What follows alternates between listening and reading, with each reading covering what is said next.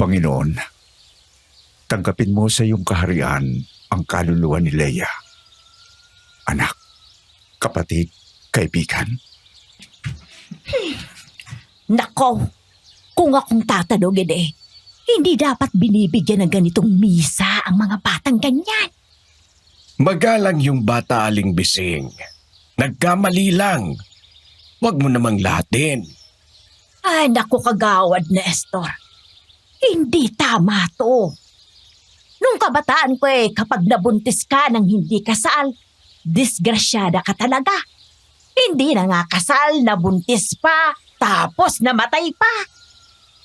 Huwag tayong basta magsalita, Aling Bising. Hindi mo ba alam kung paano siya natagpuan? Nakakakilabot ang itsura ng katawan. Narinig ko nga. Bukas daw ang tiyan at parang... Isang saglit na katahimikan para sa kaluluwa ni Leia. Marco, iho, nakikiramay ang buong parokya sa pagkamatay ng mahal mong si Leia. Maraming salamat po, Padre Benedicto. Malaking bagay po sa amin to. Lalo na sa... Marco, nakikiramay ako. Alam kong mahirap ito.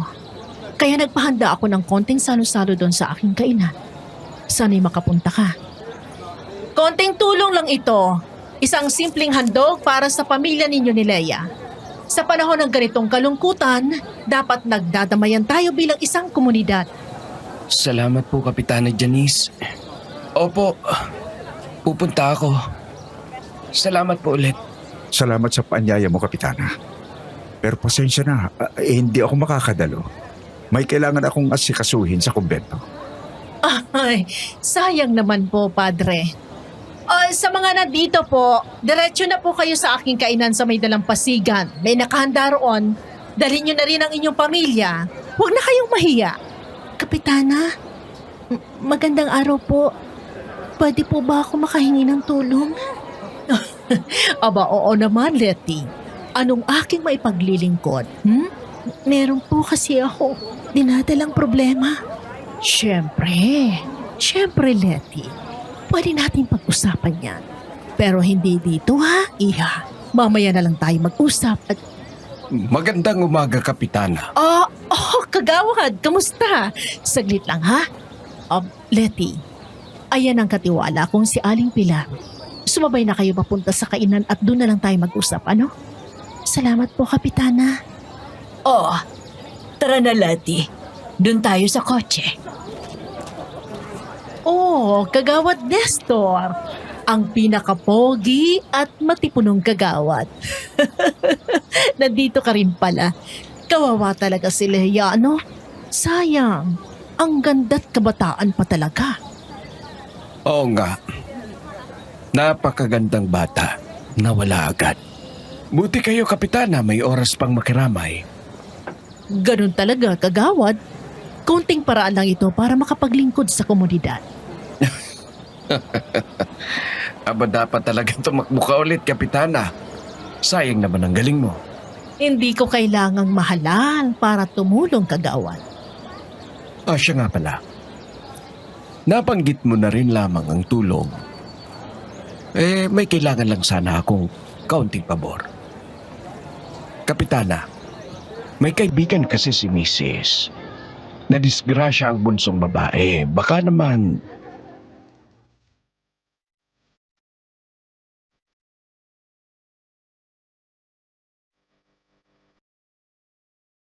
Magandang araw po, Miss Ligaya. Ako po si Jerome. Matagal na po akong taga-subaybay ng channel niyo. Ang dami ko nang narinig na kwento tungkol sa mga aswang at iba't ibang klaseng nilalang. Kaya naisip ko, baka pwede ko na rin ikwento yung sa akin. Nangyari ito nung kalagitnaan ng dekada 90. 28 pa lang ako noon. Hindi na bagitong reporter, pero gutom sa scoop at sabik mapansin. May ilang pumatok na rin ako mga isinulat pero kulang pa. Gusto ko pa ng mas malaki. Gusto kong makilala bilang seryosong mamamahayag. Kaya nung na-assign ako sa isang bayan sa tabing dagat ng Isabela, kung saan sunod-sunod ang pagkamatay ng mga dalagita, akala ko yun na ang hinihintay ko. Naisip ko baka rebelde, baka kulto, o kaya naman yung mga kriminal. Kahit ano, basta maingay, basta mapansin. Hindi ko inaasahan kung gaano ako kamali. Dumating ako sa bayan ng maaga. Nakipag-ugnayan ako sa opisina ng mayor at sa hepe ng pulisya. Pumayag silang magpa-interview kinabukasan. Luma na ang bayang iyon. Mukhang tahimik at rehiyoso. May tipikal na simbahan ng Kastila pa. Isang simpleng munisipyo at palengkeng dikit sa plaza. Nag-ikot muna ako sa palengke para magtanong-tanong.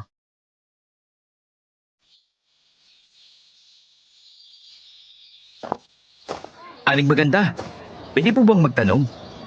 Naku iho, huwag mo akong mabobola dyan. Eh kung hindi ka bibili ng gulay, huwag mo na akong istorbohin. Grabe naman kayo. Sa ganda niyong yan, siguradong marami pong nagtatanong araw-araw.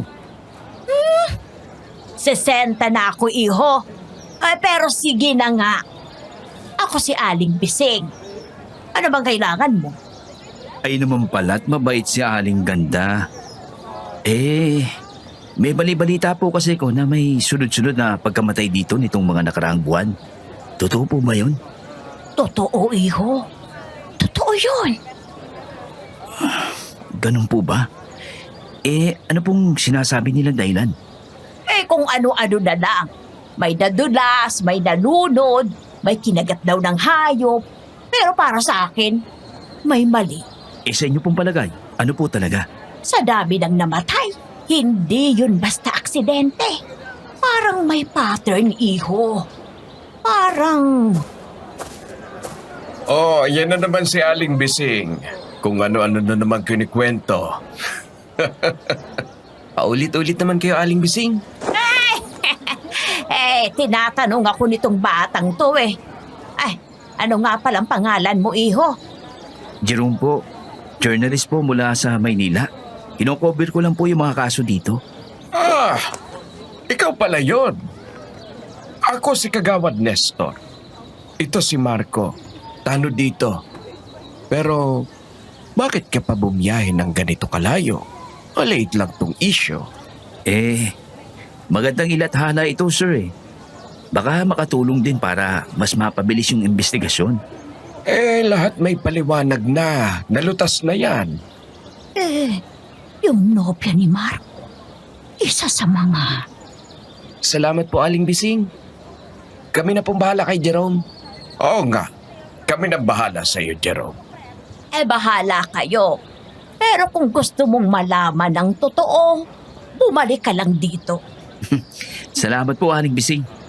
Siya nga po pala, Kagawad. Saan po kadalasang natatagpuan ang katawan? Laging sa mga liblib na lugar.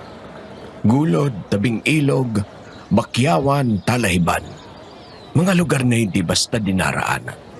O minsan parang tinatapon. Tinatapon? Itong si Marco, mahilig sa mga drama. Baguhan pa kasi sa trabaho. Hindi po ito kwento lang. May mga sugat yung katawan. Parang sinadya. Yung isa, halos wala ng mukha. Yung isa parang binuksan ng dibdib. Parang ginutay-gutay, ganun? Hayop labang yan, Jerome. Dito, kahit bangkay lang ng manok, papalibutan na ng mga ligaw na aso at baboy ramo. Natural yan. Ilang tao na po ba ang namamatay? 6, 7 siguro. Depende kung kanino mo tatanungin. Yung iba, hindi na nare-report. Wala po bang nakakakita? Walang nakakaalam kung anong nangyari? Wala. Laging huli na. Katawan na lang ang natatagpuan. O baka may kumukuha sa kanila. Kumukuha? Anong ibig mong sabihin? Baka may mga tao o hindi tao na kumukuha sa kanila. May mga kwento si Aling Bising. Si Aling Bising, kilala mo na. Mahilig sa kwento. Hindi ko sinasabing siya pero may mga bulong-bulungang may koneksyon daw siya. Anong klaseng koneksyon? Ay naku Marco, huwag mong gawing masalimuot. Chismis lamang yan. Pero baka makatulong po yung artikulo ko para magbukas ng usapan. Maaring may hindi lang talaga nasasabi ang mga tao. O siya, kung gusto mo talagang may matutunan, May isang tao rito na mas marami pang alam kesa sa mga kwento-kwento. Sakto. Doon na rin tayo magtangalian. Halika, ipapakilala kita.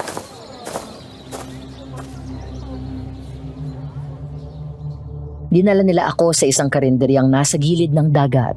Malaki, may 2 palapag, may balkonahe at bangkang nakaparada sa dalampasigan.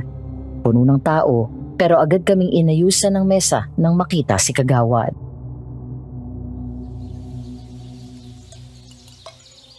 Jerome, ito ang karinderya ni Aling Kapitana Janice.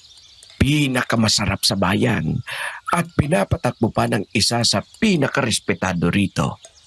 Kapitana Janice, may bisita po tayo. Aba, Kagawad! Ngayon ka lang ulit na parito ah. At sino naman tong kasama mo? Ah, si Marco rin pala. Pasensya na't hindi kita napansin. Ayos lang po. Dala niyo muna sila ng sabaw. May sinigang na pangangayon. Paborito yan ni Kagawad. At tamang-tama, Kapitana. Si Jerome nga pala. Reporter mula sa Maynila.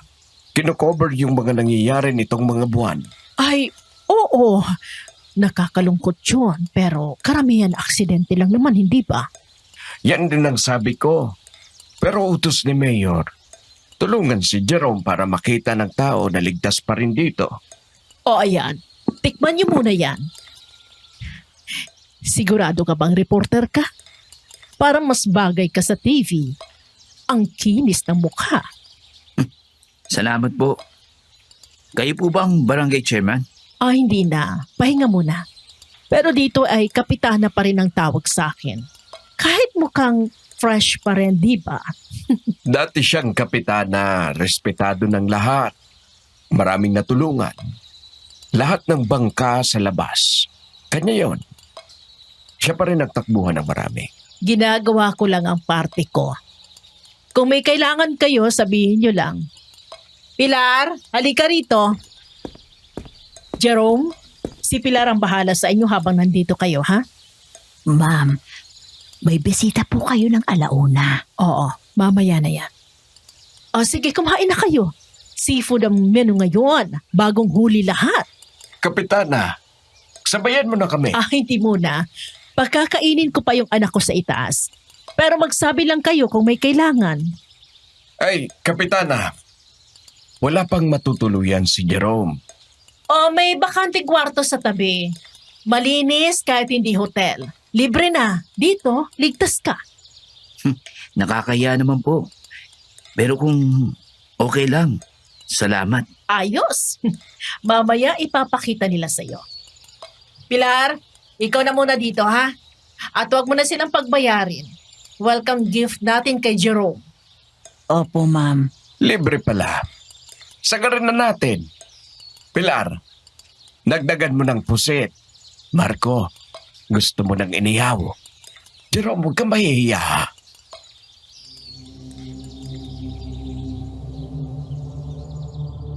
Pagkatapos namin kumain ay nagpaalam na si Kagawad at Marco. Bukas daw ang barangay hall kung may kailangan ako. Pero si Marco parang may gustong sabihin. Sinamahan ako ni Pilar sa likod ng karinderya. Sa hanay ng mga paupahang kwarto. Bago pa lang daw kaya marami pang bakante. Iniabot niya sa akin ang susi ng kwarto malapit sa dulo. Habang nakaupo sa loob, napansin ko may mga taong palabas-pasok sa compound. Karamihan, mga babae. May ilang nakakotse. Gabi na, nasa lamesa ako nagsusulat ng draft ng aking ulat ng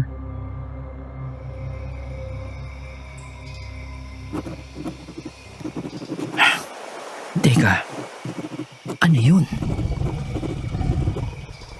Ha? Diyos ko, sino naman to? Aling Pilar? Magandang gabi ho. May kailangan po kayo? Magandang gabi. Paalala lang, huwag mong bubuksan ang mga bintana. Lagi mong ilak ang pinto. Ho? Bakit po? May mga hayop kasi sa gabi. Mga lumilipad at gumagapang. Ayaw nating may pumasok at baka makain ka. Makain? Kagatin. Yun ang ibig kong sabihin. Sige po. Salamat po sa paalala. Magandang gabi. Ilak mo ang pinto. Makain. Iba rin ang pananalita dito. Pero mabuti nang makinig. Mabuti pang matulog na.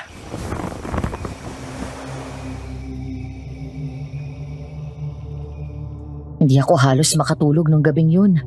May kung anong gumagapang sa bubong. Baka daga o kung anong hayop. Siguro yun ang dahilan kung bakit biglang dumalaw si Aling Pilar kagabi.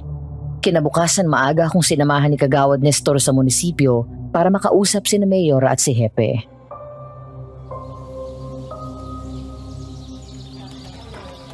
Opo, Mayor. Maraming salamat po sa oras. Opo, Hepe. Salamat po sa mga ipinakita niyong dokumento. Opo. Salamat po uli sa oras ninyo. Bunyeta. Sinasabi ko na nga ba eh. Wala. Wala akong nakuha kahit ano. Aksidente raw. Ligtas daw ang bayan. Walang dapat ipag-alala. Kahit ilang ulit kong piniga. Kahit halata sa mga litrato ng crime scenes na ibang klase ang pagkamatay. At kahit pa sinabi kong sunod-sunod ang kabataang babaeng namamatay. Wala. Kamustang panayam mo kay Mayor? Maayos naman po. Marami-rami akong nakuha ang impormasyon na makakatulong. Ganun ba? Mabuti kung ganun. Saan ka natutungo ngayon? Bala ko na pong bumalik sa karinderiya ni Kapitana para makapagsulat habang sariwa pa sa isip ko ang mga detalye. Aba, sakto. Kailangang bumalik ako sa barangay hall. Tara na't ibababa kita doon, kila Kapitana.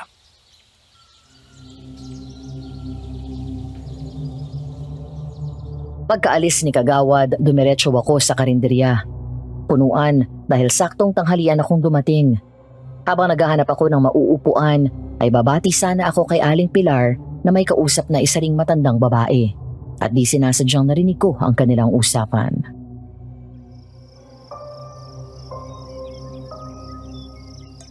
Pilar! Magandang hapon! Maraming salamat sa tulong niyo ni Kapitana sa apo ko. Salamat sa Diyos at hindi nagtagal ang lagnat niya. Ayos na siya ngayon. Kayo po pala ang lola kahapon, ano? Mabuting wala na siyang lagnat. Sabihan mo siyang ituloy ang pag-inom ng gamot na panlaban sa impeksyon. 3 beses sa isang araw. 5 hanggang 7 araw. At kung may lumabas na kakaiba, ibalik mo siya agad dito. Mabuti nang dito kaysa sa ospital. Alam niyo naman ho ang maaaring mangyari. Oo, ginagawa na po namin lahat yun. Maraming salamat ulit sa inyo ni Kapitana. Hindi po talaga namin kayang mapahamak ang apo ko. Siya na lang ang natitirang babae sa pamilya namin. Kung napabayaan pa at naging diskrasyada, nako, wala nang tatanggap sa kanya. Buti na lang at naagapan pa. Naiintindihan namin yan. Kaya nga kami nandito para tumulong. Lalo na sa mga kagaya niyong walang ibang matatakbuhan. Pero, ano yung tungkol sa yung tinanggal niyo? Wala ka nang kailangang alalahanin. Tapos na yun. Hindi na yun babalik. Wala nang makakaalam maliban sa atin. Ay, salamat naman po, Aling Pilar. Ang importante ay malinis na uli ang apo ko. Gusto na lang namin kalimutan ng maliit niyang pagkakamali. Alam niyo naman ang mga kabataan ngayon mapupusok. Mabuti na lang at hindi madungisan ang pangalan ng aming pamilya. Ay, siya nga pala. Ito po, nandyan ba ang Kapitana? May konting pasasalamat ako para sa inyo. Magaan lang tong sobre pero pasasalamat na rin. Nasa likod siya. Halika't sasamahan na kita. Aba, sobra-sobra na to. Dagdag pa sa ibinigay niyo kahapon. Malaking bagay na. Maliit na bagay lang. Siya nga pala. may isa pa nga pala akong kumare. Yung anak niya. Parang ganun din ang problema. Sa tingin niyo ba, makakatulong din sa kapitana? Ano kaya yun? Parang si Kapitana. Ang daming tinutulungan. Hanggang saan kaya ang mga yun? Saka na yan. Kailangan ko munang kumain at simulan tong walang masyadong kwentang interview na to.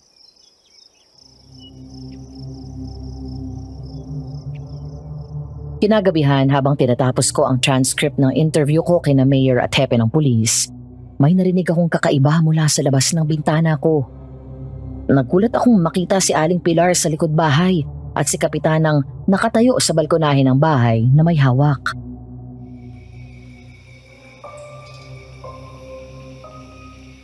Dis oras na ng gabi, pero may kinakatay pa rin siya. Pilar! Pilar, matagal pa ba yan? Saglit na lang po, Kapitana. Patapos na po ito. Pakibilisan mo't aligagana itong si... Yung anak niya palang karga-karga niya. Ang laking bata na rin pala.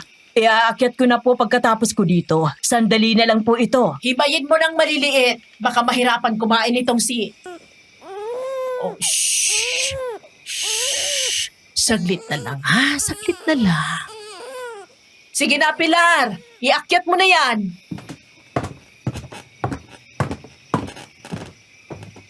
Ibang klase rin siguro sila dito. Dis oras na ng gabi. Tapos nagkakatay pa. Para sa bata? Maselan sigurong diet ng batang yon. Pero, hindi ko na problema yun. Makabawi na lang ng tulog. Bukas kakausapin ko pa yung tanod na nakakita ng isa sa mga bangkay.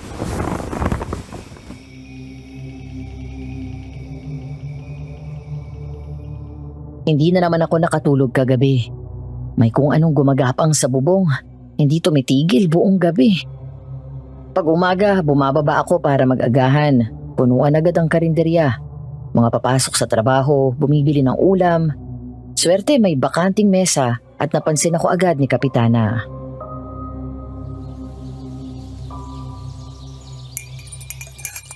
Salamat po, Kapitana. Ang sarap talaga ng kape nyo. At itong longganisa, ibang klase. Nako, simpleng timpla lang. Kami lang gumagawa niyan sa likod. O sige, dadagdagan ko pa. Kaya pala si Aling Pilar may kinakatay kagabi? Dis oras na pero abala pa rin siya.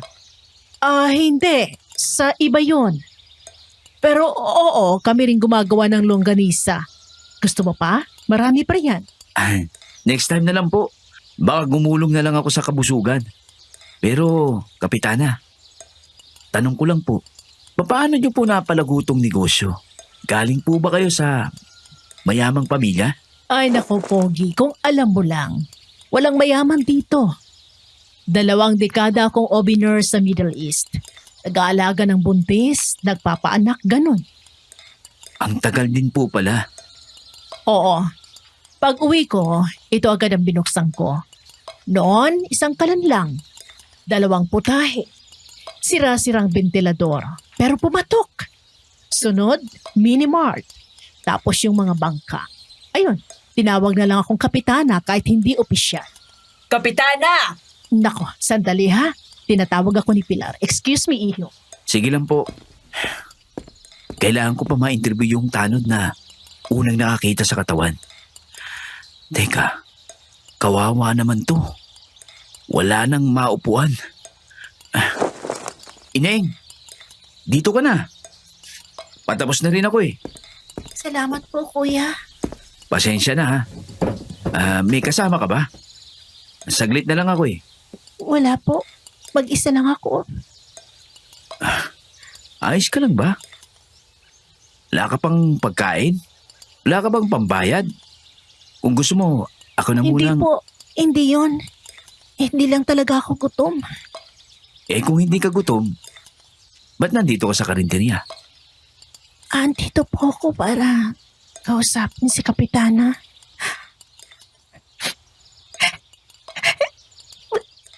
Pasensya na po.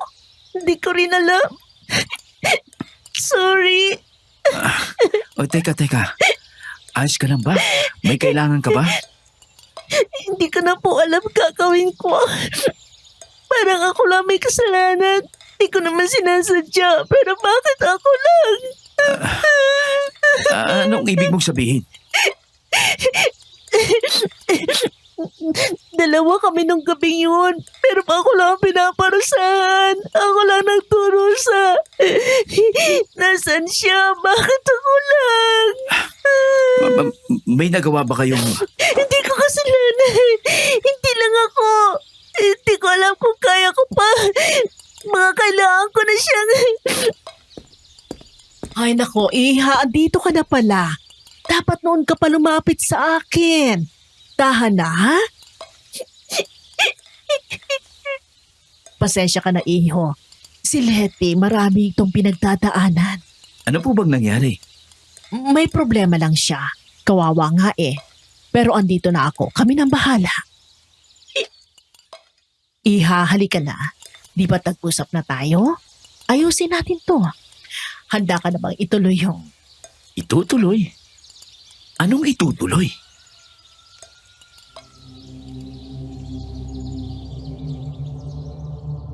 Kala ko'y wala lang yung kakaibang nangyari sa karinderya. Pinilit kong ipagsawalang bahala iyon at nagtungo ako sa barangay hall at kinausap ang tanod na unang nakakita sa isa sa mga bangkay sa dalampasigan. Kwento niya parang normal na insidente lang daw ng pagkalunod. Pero habang nagkikwento siya, sinabi rin niyang may mga kagat raw sa katawan ng biktima at bukas ang tiyan. Parang kinalkal. Ayop daw siguro, pero hindi ko maiwasang magduda. Nakatapos ako bandang tanghali. Paglabas ko ng barangay hall, inabot ako ng sikat ng araw at doon ko siya narinig.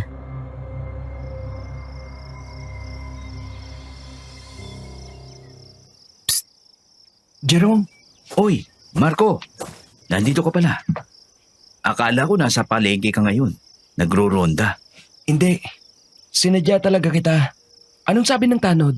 Ang sabi niya nakita raw niya yung katawan. Palutang-lutang. Malapit sa bato sa gulod. Akala niya nalunod lang. Pero may mga kagat daw. Tsaka bukas yung tiyan. Parang hayop yung gumawa. Pareho sa sinabi ni Mayor at ni Hepe. At naniwala ka? Na nalunod lang? Hindi ko alam. Baka nga hayop nga lang. Ang sabi ng ebidensya kasi, Yan laging sinasabi nila. Aksidente. Nagpakamatay. Paulit-ulit. Pero sabihin mo nga, Jerome, may ibang lugar ba na ganito karami ang batang babaeng namamatay? Nang walang malinaw na dahilan? hindi ko rin masabi. Kaya nga ako nandito. Hindi mo ba napapansin? Laging may paliwanag.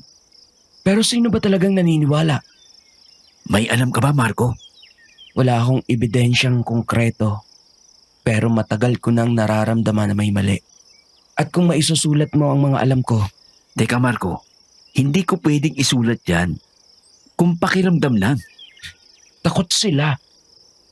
Pero kung hindi mo sisimulang alamin, mananatili tayong bulag. Yun bang gusto mo? Ligtas pero walang alam? Gusto mong paniwalaan ko na may ibang nangyayari? Kahit walang ebidensya? Tinatakpan nila, Jerome. Sinasadyang itago. Paano mo nasisiguro? May nagsabi ba sa'yo? May nakita ka? Dahil pinatay nila si Leia. Ha? Ano? Marco? Sino si... Si Leia ang mahal ko. Magkababata kami. Tahimik lang kami noon. Hindi kami halata. Pero mahal namin ang isa't isa. Kahit hindi ako galing sa disenteng pamilya. Gaya ng gusto ng magulang niya. Pinangarap naming magsama. Anong ibig mong sabihin? Na pinatay nila siya? Nabuntis ko si Leia noong 1 taon. Naitago niya nung una. Pero lumabas rin kalaunan. Hindi kami kasal. Malaking kahihiyan yun para sa pamilya nila. Una akala namin matatanggap rin nila. Pero hindi. Isang araw, pinuntahan niya ang lola niya sa trabaho. Tinawag siyang walang iya. Sa harap ng maraming tao, sunod-sunod na ang chismis. Sa palengke, Sinusundan siya ng tingin. Yung tendera ayaw na siyang bentahan. Yung mga kapitbahay, biglang din na siya kinakausap. Umiiyak na lang siya palagi. Palagi niyang tinatanong kung bakit hindi siya matanggap ng pamilya niya. Kung ano bang mali sa ginawa namin. Diyos ko. Sinabi ko sa kanya, tumakas na lang kami, pero takot siya. Ayaw niyang mabuhay ng mag-isa. Pinipilit pa rin maayos ang relasyon sa pamilya niya. Pagkikita namin isang araw, tahimik na siya. Hindi na umiiyak. Sabi niya ayos na raw ang lahat. Tanggap na raw siya ulit. Pero ang sabi niya rin, wala na yung bata. Ipinalaglag niya. Oo, pero hindi niya sinabi kung kanino o paano. Basta na lang wala na. Mula noon, para siyang nawalan ng kaluluwa. Tahimik. Malayo ang tingin, pero pilit ngumiti. Noong gabi bago siya matagpo ang patay, nagkita pa kami. Natagpuan siya sa may bakawan. Kalahating katawan. Natatakpan ng damo. Dumating ang pulis. Investigasyon ko no. Pero mabilis ning tinapos. Anong sabi ng mga pulis? Aksidente. Baka nalunod. Mahina kasi. Para bang mas madali para sa kanila na isipin yun kesa amining may pumatay sa kanya. At ikaw, naniniwala kang hindi aksidente? Ako mismo ang nakakita sa sugat. May malaking kagat sa liig niya, Jerome. Hindi kagat ng aso. Hindi pating. At yung tiyan niya bukas. Wala na ang mga lamang loob. Mahiwang parang sinadya. Kaya mo bang paniwalaan? Hayop ang gumawa nun? Hindi siya mukhang gawa ng hayop? Kung tutuusin?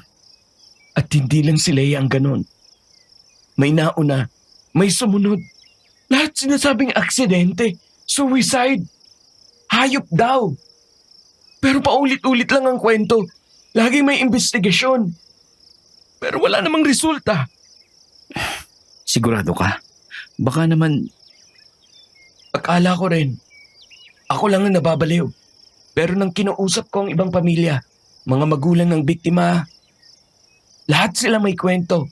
Parang may sinadyang itago. pwede mo ba akong dalhin sa kanila?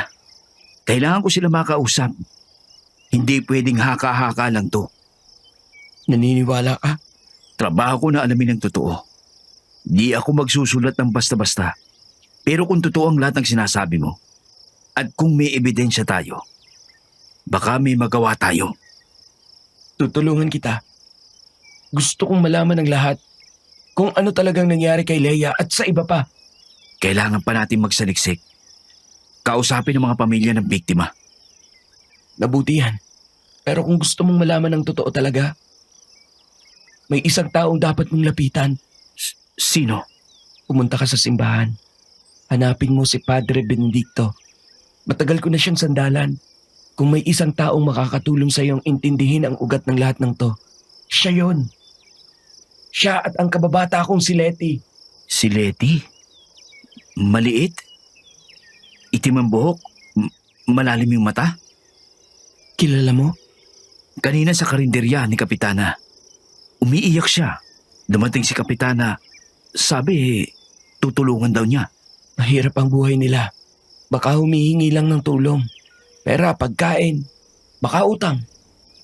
Mukhang mabait si Kapitana, ha? Ganun ba siya dati? Hindi ko siya kilalang personal. Matagal na siyang negosyante. Ilang termino pa lang siyang kapitana. Pero palagi siya may ginagawa. Hindi lang sa barangay, kundi sa buong bayan. Ganun ba? O sige. Pupuntahan ko si Padre Benedicto. Tignan natin kung anong malalaman ko. Kita tayo bukas. Subukan mong kontakin ang mga pamilya. Sige, magkita tayo bukas. Pumunta ako sa simbahan, pero sinabi ng sakristan na abala raw si Padre Benedicto buong hapon. Wala akong ibang lead, kaya naghintay na lang muna ako. Bandang 4:00 narinig ko ang pagdating ng kotse niya. Matapos ang maikling pagpapakilala, inanyayahan niya akong sumabay sa kanya papuntang opisina.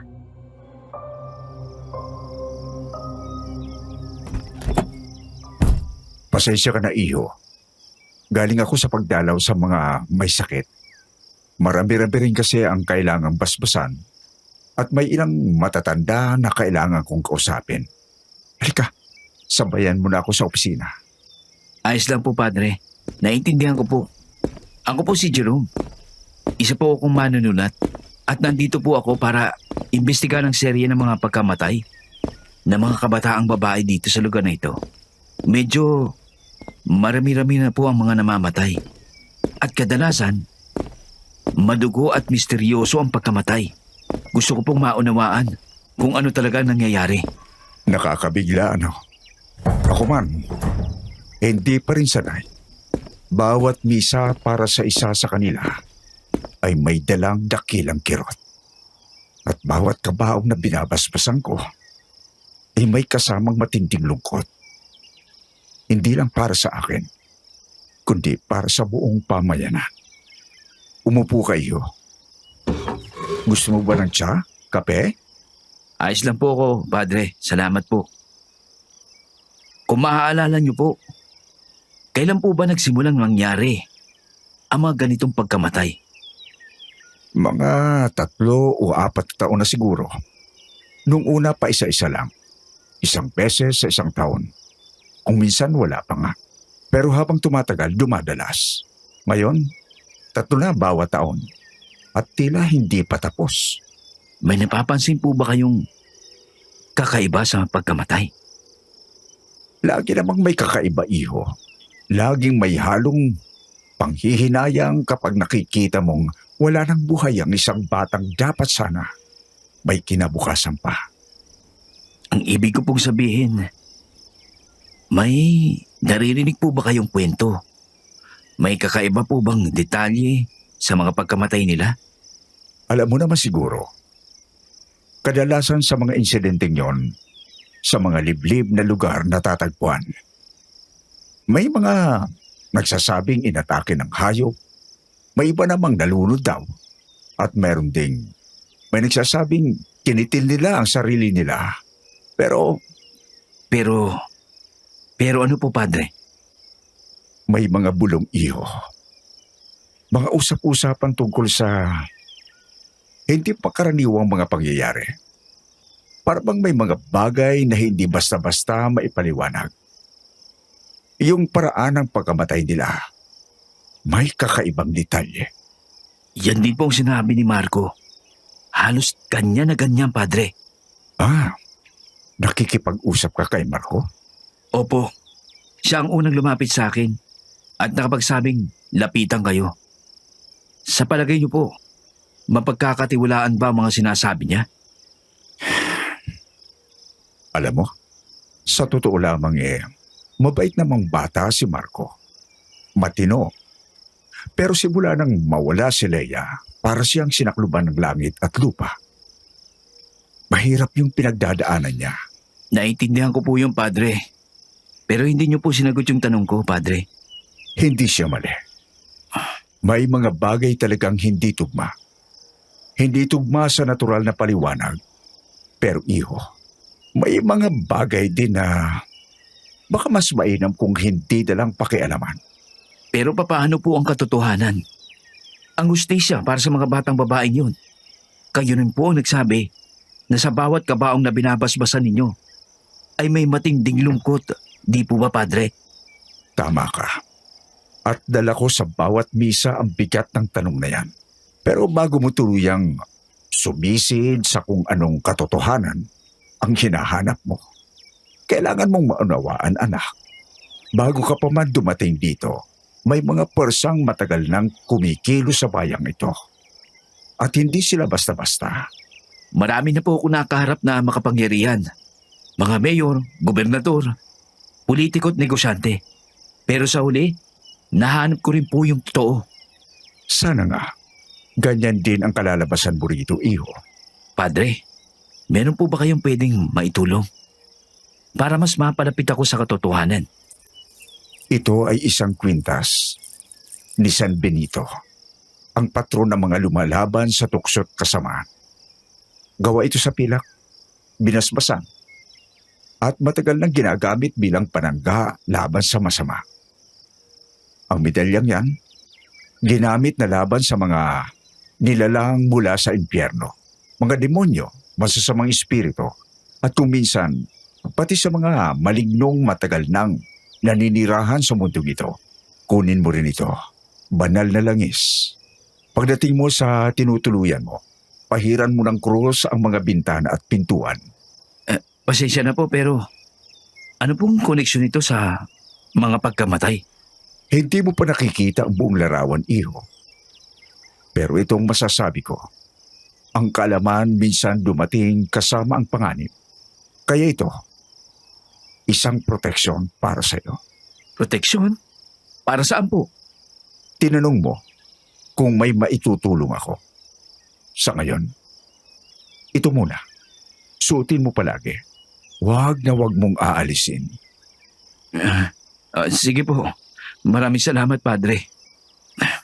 Maging maingat ka, iho. Minsan sa paghahanap ng katotohanan, parang paglalakad sa dilim, may mga bagay kang mababangga. At kung minsan, mas mabuting handa ka bago mo pa sila makita. Salamat po, Padre. Ito na lang muna ang may tutulong ko sa iyo ngayon. Pero pakiusap, lagi mong ilak ang mga bintana at pinto sa tinutuluyan mo. At huwag kang basta-basta magbubukas ng ilaw kapag may narinig kang kumakatok sa gabi.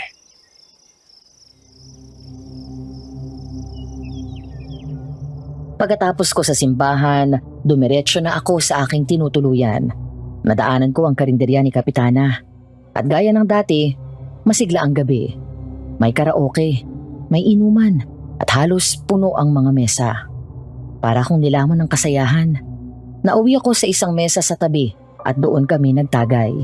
Ilang oras din akong nakaupo, nakikipagkwentuhan at nakikipag-inuman hanggang abuti na kami ng gabi.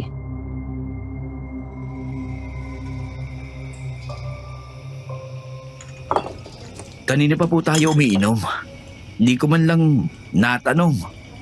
Ano pong meron at may pakaraoke po tayo? Abay, dapat lang. Mahirap ang buhay kaya kailangan marunong din tayong tumawa paminsan-minsan. Siya nga pala. Bago kita tanungin, inom muna. Pampalakas ng loob. Hindi na nga po, konti lang. Kumusta naman? Anong nalaman mo ngayong araw, ha? May bago ba sa investigasyon mo? Konti lang po. May nakausap akong ilang tao. Pinakikiramdaman ko pa ang mga lugar. Sa mga susunod pa na araw ako magsisimula sa mga interview.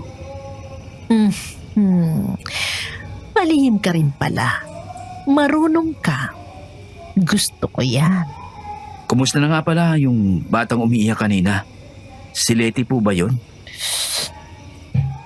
Oo. May pinagdadaanan lang yung bata. Lumapit siya sa akin kasi kailangan niya ng tulong. Ganun po ba? Karaniwan na ba talaga na lumalapit sa inyo mga tao kapag may problema? Lalo na ang mga kabataang babae. Alam mo kasi, Jerome, babae rin ako na minsan naging bata at hindi madali yun. Kaya ngayon na medyo matanda na ako, kahit di halata, gusto ko namang makatulong sa mga tulad nila. Isa pa, para mas lalong gumaan ang usapan. Baka hindi na ako makatayo sa dami ng gaan nito. Di dito ka na lang. Hanggang madaling araw. Ang gwapo mo talaga pala pag malapitan, no? May girlfriend ka ba? Wala po. Di nga. Sa pogi mo yan wala? Hindi ka pa kasal? Hindi pa rin po, Kapitan. Siguro balang araw, makahanap ng tamang tao. Ganun ba? Pero gusto mo ba ng mga anak? Oo naman. Gusto ko. Pero kapag handa na, Ako rin, gusto ko pa. Yung anak kong babae, gusto ko sana may kapatid na siya. Hindi magandang lumaki mag-isa. Nakakapanibago ang bahay kapag tahimik. Ilang taon na po ba yung anak ninyo? 4 na taong gulang na yan. Ang cute nun. Pero palaban. Makulit. Parang ako. Sigurado akong malakas ang dating ng batang yun. Kung ikaw yung nanay. Aba, syempre. Malakas talaga ang dugo. Kaya nga siguro, minsan iniisip ko, baka kailangan ko ng bagong partner in crime para makabuo ulit. Mas masaya kapag may katuwang, di ba? Isa pa. Sige na, kaya pa yan. Mukhang hindi ako makakatanggi sa inyo Kapitana. Pero uling tagay ko na to. Nahihilo na rin ako Baka matumba na lang ako sa daan pa uwi. Di dito ka na lang sa taas matulog. May kwarto ako. Malambot ang kama. Malamig ang hangin. Wala kang dapat alalahanin. Naku, nakakahiya naman po. Ayaw ko maging abala. Baka kung ano pa isipin ng tao. Aba, bakit? Matanda na ako, Jerome. Alam ko na ang gusto ko. At kung may paki ang tao sa iisipin nila, problema na nila yon, hindi sa atin. Pasensya na po, Kapitana, pero baka hindi magandang ideya po yun. Sige po kailangan ko na rin umalis at matulog. Hilo na ako Grabe. Mas lalo ngang dapat dito ka na lang matulog, Jerome. Aakyat ka pa? Baka gumulong ka pa dyan sa daan. Kakayanin po. Salamat po. Di ko naramdam yung mukha ko. Lasing na talaga ako.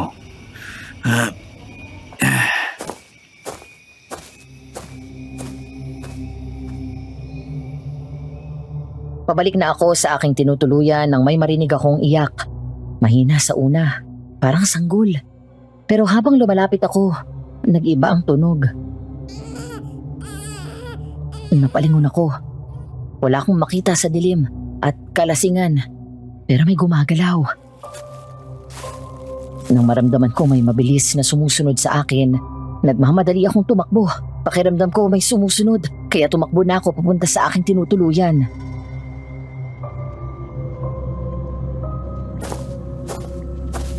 Yung sinabi ni Padre, yung langis. Sa ngalan ng Ama, ng Anak, at ng Espiritu Santo, sana guni-guni ko lang lahat ng ito.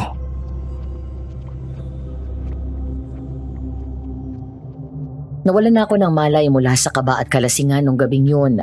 At kinabukasan, nagising akong tila binibiyak ang ulo ko. Pinakamalalang sakit ng ulo na naranasan ko sa buong buhay ko. Hindi to tulad ng mga pagkakataong sobra lang ang inom. Iba to. May kakaiba.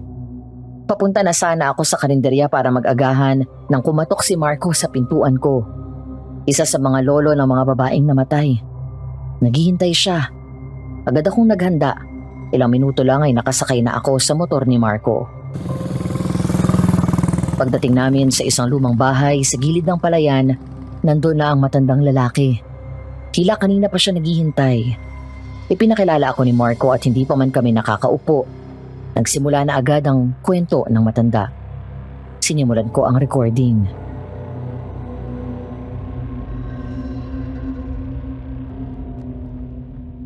Hindi nalunod ng kapo ko. Hindi siya nalunod. Nahanap siya malapit sa mga bangkang pangingisda. Doon sa may tabing dagat. Marunong siyang lumangoy. Napakagaling niya. Imposibleng malunod siya. Bakit siya lalangoy ng ganung oras? Sa oras ng gabi? Lolo, kumusta po siya bago nangyari ang lahat? May napansin mo ba kayong kakaiba sa kilos niya? Malungkot siya. May dinaramdam. May nagawa siya. At nung nalaman ng pamilya, itinakwil siya. Ang bata-bata pa niya. Isang inosenteng pagkakamali lang naman yun. Paano siya pang sinisisi nila? Hindi niya naman ginusto yun. Ano pong ibig niyong sabihin, Lolo? Nabuntis ng di oras ang apo ko. At nung nalaman ng mga magulang niya, pinalaya siya. Dito na siya tumira sa akin. Palagi siyang tahimik, malungkot. Pero ilang araw bago siya namatay, umalis siya ng maghapon.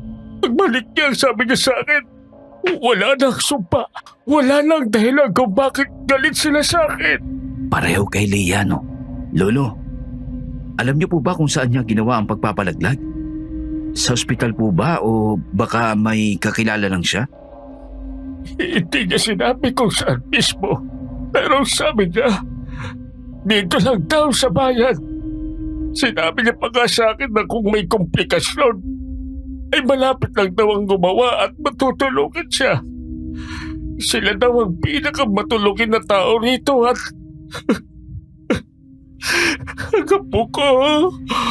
Diyos ko, kawawa ko apo. Diyos ko, wasak ang ganyang katawan nang nahanap nila siya. Hindi ko kaya ikwento pa. Pasensya na.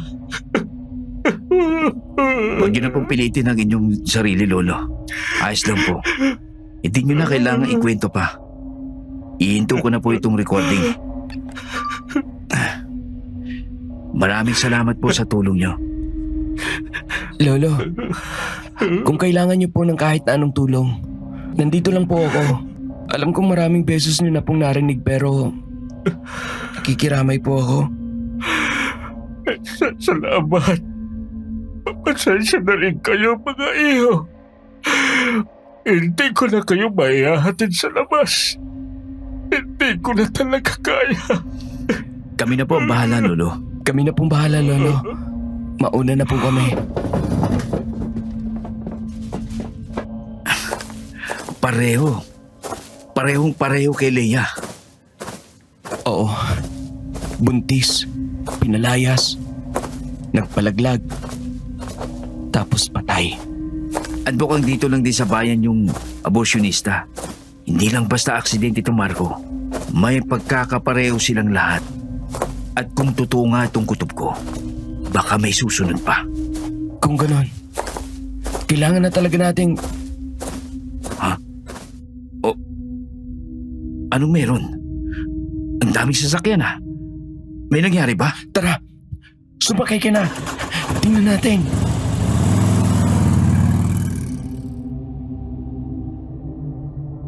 Isa na namang kaawa-awang biktima ang natagpuan. Ang daming tao. Mga sasakyan na nakaparada kung saan-saan. At doon sa may Talahibaan malapit sa ilog, sa kalsadang malayo-layo sa kabahayan. Akala ko'y bangkay na naman. Hanggang sa sumigaw si Kagawad Eddie.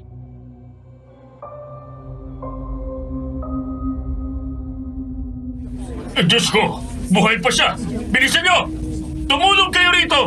Dalhin sa sasakyan, ngayon na! Apo! Jerome, dito ka na muna. Tutulong ako ron. Sige, ingat. Oh, andito ka pala, Jerome. Ano pong nangyari? Papauwi na sana ako galing palengke. Nagmakita ko tong mga tao. Ang ingay. Tapos sabi nila may isa na namang batang babae na natagpuan. Maingat lang, buhay pa siya! Humihinga pa! Si Letty yan! Si Letty! Ay, kawawang bata. Oh, Diyos ko. Ayun lang may nabuhay matapos ang... Matapos ang ano po? Atakbo ba ito? Wala ako sa lugar para magsabi. Hintayin lang natin ang mga doktor. Ay, pero kawawang Letty. Una na buntis. Tapos ngayon, ito pang nangyari. Ho? Paano niyo pong nalaman na buntis siya? Alam mo naman sa palengke, mabilis ang kwento. Sabi nila, iniwan daw nung boyfriend na nakabuntis sa kanya. Tumakas raw. Tapos sila, hikaos pang pamilya. Tinatanong-tanong pangaraw ni Letty kung saan niya pwedeng ipalaglag ang bata. Alam niyo po ba kung may gumagawa ng ganun dito sa bayan? Hindi sa akin galing to, ha? Buti kung meron man. Isa lang talagang naiisip ng mga tao. Pinakamabait. Pinaka nakakatulong sa lahat. At sigurado akong alam mo na kung sino yon. Kawawa naman si Letty. Nako, sino na kaya ang sasagot sa gastos sa ospital? Mga tropa, tulungan niyo buhatin. Opo. Dahan-dahan lang. Dali natin siya sa sasakyan. Maliit lang siya, parang bata. Pero halimaw siya. Kinakain niya ako. Wag po. Ayoko na. Dugo! Tumutulo yung dugo! Bilisan niyo! Opo. Kailangan natin siyang dalhin sa ospital! Sinabi ko na wag ako. Pero kinuha niya yung laman sa loob ko. Naramdaman ko. Bilisan niyo! Nagdidileryo na siya! Marco, dito ka muna. Antayin mong dumating ang mga pulis. Susunod ako sa ospital. Opo. Sige. Oh, Marco, gising pa siya. Anong itsura niya? Parang inatake ng mabangis na hayop. Ang dami niyang sugat. Duguan siya. Lalo na sa bandang... Saglit lang ho, Aling Bising. Sa tingin mo ba, posibleng nagpalaglag siya, Marco? Ha? Kasi sabi ni Aling Bising kanina, buntis daw si Letty. Tapos tinatanong-tanong ko. Tapos, tinanong-tanong niya kung saan siya pwedeng magpalaglag. Posible. Ang lakas ng dugo niya. Lalo na sa pagitan ng mga hita. Teka, may binabanggit siyang pangalan kanina paulit-ulit. Janice. Kapitan Janice. Nakita ko si Letty isang umaga. Umiiyak sa karinderya ni Kapitana. Tapos biglang dumating si Kapitana at dinala siya palayo. Sa tingin mo, siya? Delikado yung sinasabi mo, Jerome. Hindi tayo pwedeng basta mang-akusa ng walang pruweba. Pero may isa lang na taong makapagpapatunay. Pero sinabi na ni Padre Benedicto na hindi siya pwedeng tumulong. Kailangan niyang tumulong. Kailangan na itong matapos.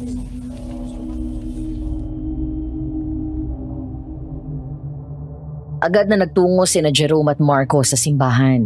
Sa opisina ni Padre Benedicto nila ito nadatnan at doon nila siya hinarap.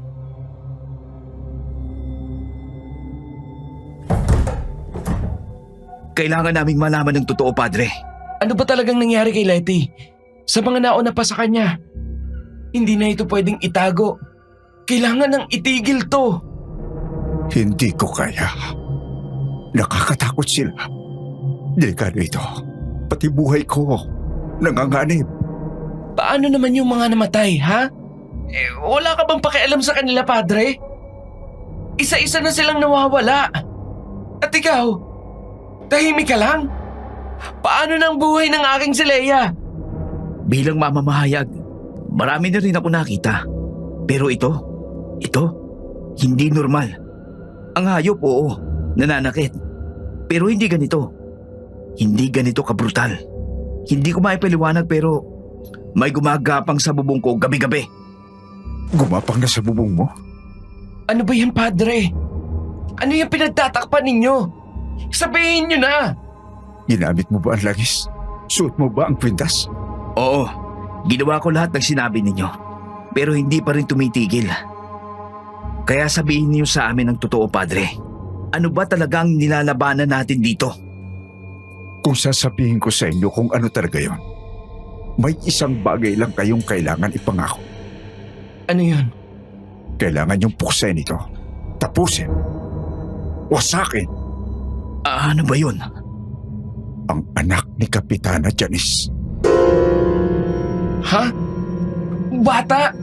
Paanong bata ang may kagagawa ng lahat ng to? Hindi yan ordinaryong bata. Hindi ko alam kung ano talaga siya. Pero isa lang ang sigurado ako. Alam ko sa puso ko. Siya ang dahilan ng lahat ng kamatayang ito. Paano nyo nalaman? Paano kayo nakasisiguro? Lumapit siya sa akin isang gabi. Umiiyak at hawak ang tiyan niya.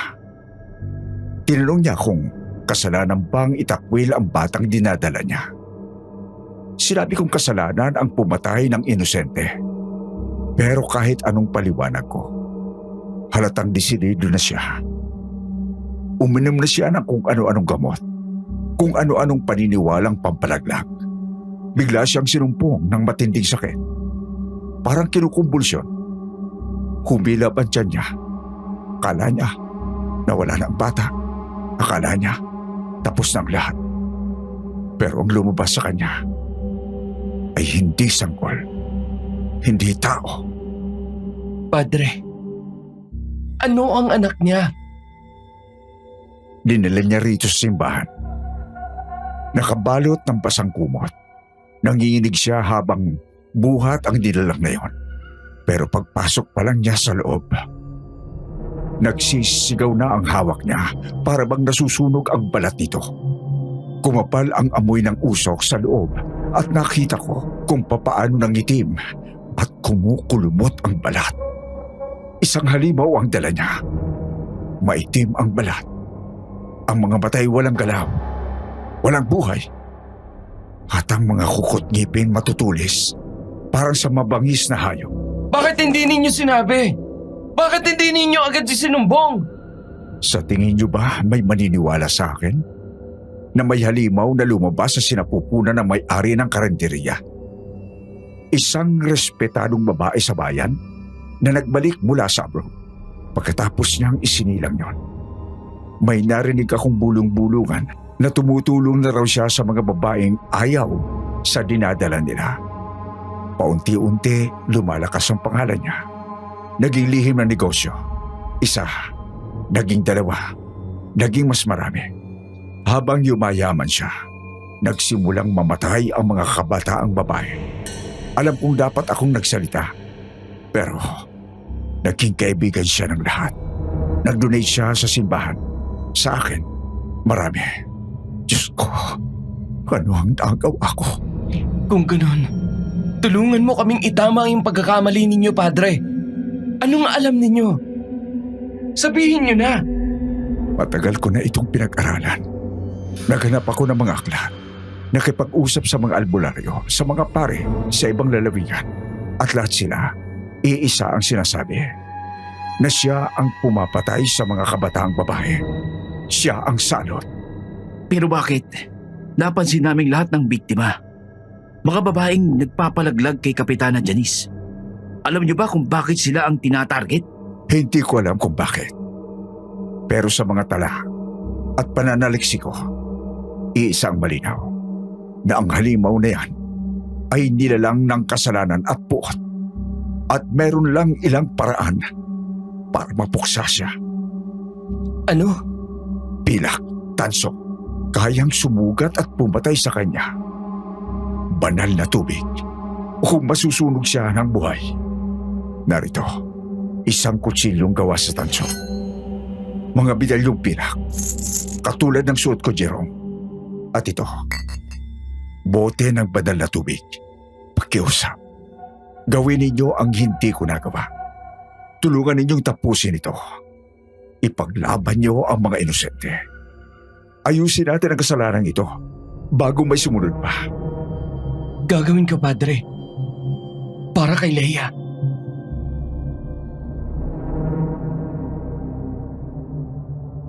Hawak ni Marco ang mga iniabot ni Padre. Ang kutsilyo, mga medalya at bote ng banal na tubig. Kita ko sa mata niya ang galit, ang pagiganti. Tumakbo ako palabas ng simbahan kasunod niya. Dumidilim na ang langit. Nagbabadya ng ulan.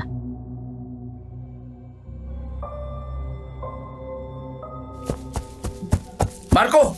Marco, teka lang! Marco! Anong balak mong gawin? Alam mo kung anong gagawin ko, Jerome? Hindi na ako papayag na may mamatay pa. Teka lang. Makinig ka muna. Kailangan natin ng tulong. Hindi mo to kaya mag-isa lang. Tama si Padre. Wala namang maniniwala sa atin. Si Kapitana. May mga kakampi. Isa na ron si Kagawad Eddie. At marami pang iba. Kung may gagawa nito, ako at ako lang. Pakiusap. Mag-isip ka. Hindi to ang paraan. Kung ayaw mong tumulong, wag mo kong harangan. Marco, hindi kita pwedeng tulungan. Mamamahayag ako. Hindi ako pwedeng makialam sa istoryang isinusulat ko. Higit pa dyan. Bata ito, Marco. Bata ang balak mong... Hindi siya bata! Halimaw!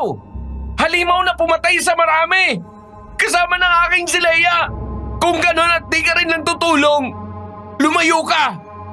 Dahil hindi ako titigil! Teka! Sasama ako! Hindi mo alam kung anong klaseng halimaw ang haharapin mo!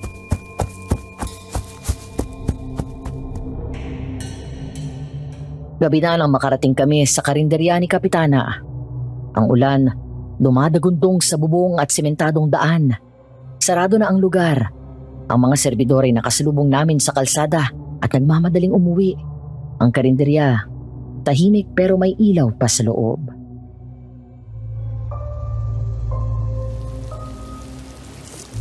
Marco, sigurado ka ba sa ginagawa natin? Kung totoo man lahat ng to, hindi tayo pwedeng basta sumugod. Wala nang atrasan, Jerome. Kung hindi natin pipigilan to ngayon, may susunod pang mabibiktima. Narinig mo yun? Si Pilar yun. Naghihiwa siya ng kung ano. Nahanap daw po kanina sa may ilog, Kapitana. Buhay pa raw si Letty. Wala na tayong magagawa. Kapag nagugutom ang anak ko, kahit ikulong pa natin siya, nakakahanap siya ng paraan para makalabas. Alam ko po, akala natin sapat na yung mga bangkay ng mga sanggol. Akala natin titigil na siya. Pero hindi pala. Nakakatakot, Pilar. Bakit pati mga ina na nagpalaglag ang kinakain niya? Baka kailangan na nating tigilan ang pagtanggap ng mga kliyenteng taga rito. Baka mas mabuti kung yung mga tagalabas na lang.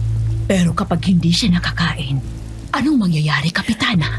Hindi ko na alam ang gagawin. Parang lalo siyang nagugutom araw-araw. Dati isang beses lang siyang pinapakain, ngayon 2 beses na. At parang hindi pa rin sapat. Para siyang, ayan, gising na siya. Bilisan mo na. Dali mo na yan sa itaas. Pag-iisipan na lang natin mamaya kung anong gagawin kay Letty. Opo, Kapitana. Narinig mo yun, Marco? Diyos ko, ano ba to? Oo, pinapakain nila sa halimaw ang mga patay na sanggol. At ngayon, pati mga ina hinahanap na rin. Kailangan na nating tapusin to ngayon din. Pero hindi natin kaya to nang tayo lang. Marco, makinig ka. Kailangan nating humingi ng tulong. May proseso, may mga otoridad. At sinong lalapitan natin, ha? Si Kagawad Eddie? Yung kaalyado ni Kapitana? Pulis? Politiko? Wala na tayong ibang... Anak! Wag! Ano yun? May nangyayari sa loob. Wala ng oras, Jerome. Nagugutom na yon.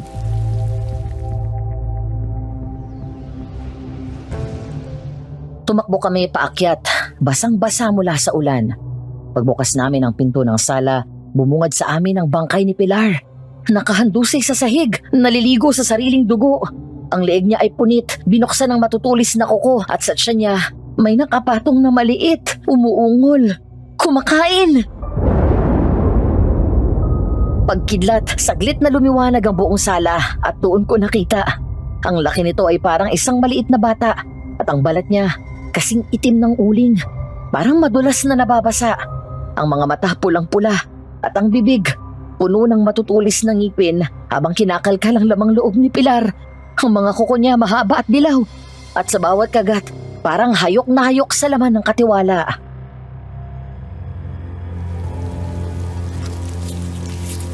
Kapitana, anong nangyayari dito?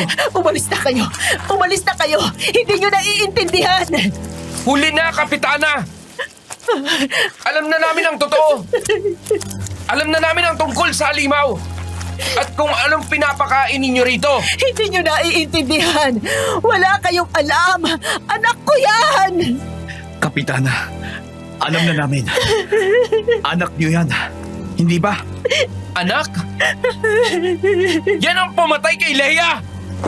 Wala akong pakialam kung kaninong dugo ang dumadaloy sa halimaw na yan! Salot yan! Mamamatay tao! Hindi niya kasalanan!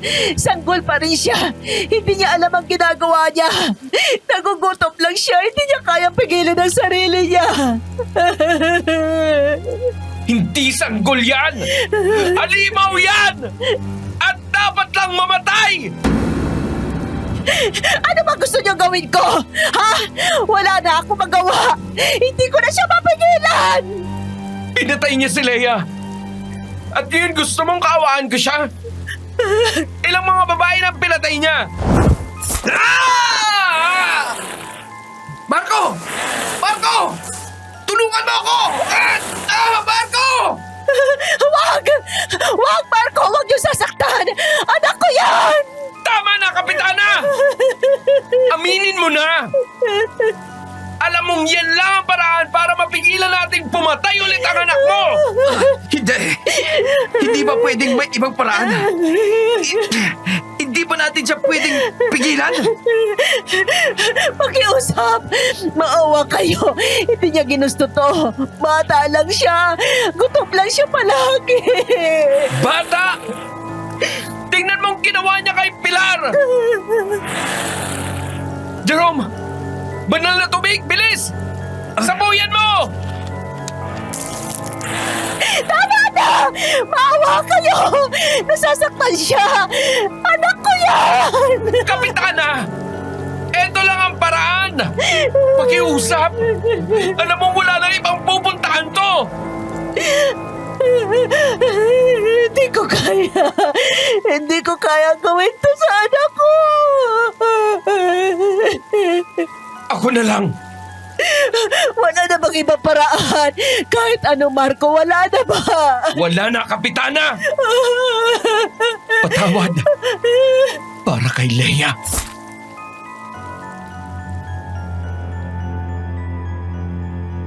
Madalim pa nang tumigil ang ulan. Buong magdamag kaming walang imikan, pero marami pa rin kailangang gawin. Ayokong masangkot, pero narito na ako. Bahagi na ako nito at kailangan kong kumilos.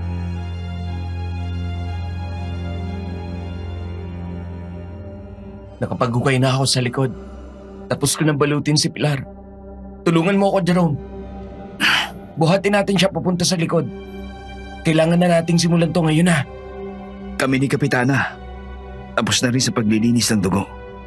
Sunugin na rin natin ang mga ginamit namin. Ako rin. Natapos ko na. Nakabalot na rin ang sa anak ko. Maaga pa. Pwede pa tayong magsimula sa likod.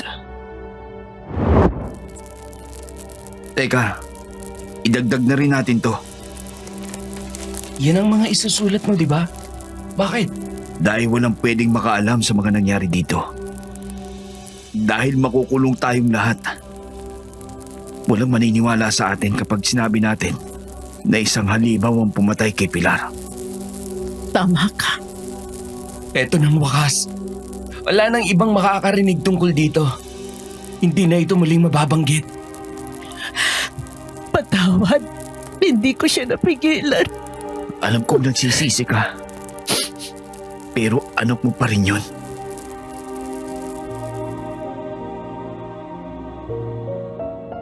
Nanatili ako ng ilang araw. Tahimik naming inayos ang kwento. Si Kapitana ang nagbayad ng lahat ng kailangan ni Letty sa ospital, pati na rin sa pamilya ni Pilar. At gamit ang koneksyon niya, mabilis na nabaon sa limot ang lahat. Pagbalik ko sa Maynila, alam kong hindi na ako babalik sa dati. Oo, nahanap ko ang istorya, pero kapalit nito ang isang bangkay, isang halimaw, at isang kasinungalingan. Iniwan ko ang trabaho. Wala na akong interes sa malalaking balita. Ngayon ay nagtatrabaho ako para sa mga programang nagtuturo ng sex education, access sa kontraseptibo, mga bagay na sana'y nakapigil sa trahedyang yun. Hindi ko na muling nakausap sina Marco o Kapitana Janice o Kapitana Janice. At sa totoo lang, ayoko na rin. Ito ang lihim na dala ko hanggang ngayon. Isang lihim na bumago sa buhay ko. Maraming salamat po sa pakikinig ninyo. Salamat din sa channel na ito at sa mga kapwa kong tagapakinig. Magandang mag-like ang lahat, mag-subscribe at magbahagi. Bago ako matapos, ito lang ang aking huling tanong. Ikaw ba? May sikreto ka bang bumaliktad sa mundo mo?